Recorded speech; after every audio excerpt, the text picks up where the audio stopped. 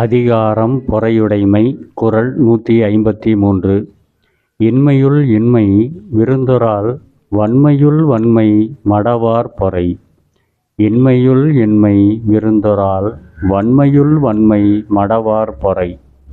இக்குறளின் விளக்கம்: வறுமையிலும் வறுமை என்பது வந்த விருந்தினரை உபசரிக்காமல் இருப்பது.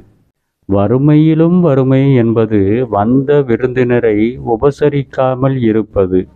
வல்லமையிலும் வல்லமை என்பது அறிவு இல்லாதவர்கள் ஆனாலும் அவர் செய்யும் தீங்கையும் பொறுத்து கொண்டு இருப்பது.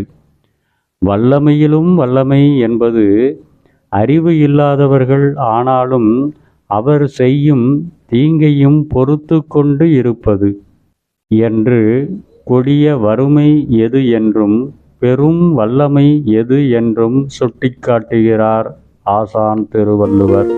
நன்றி.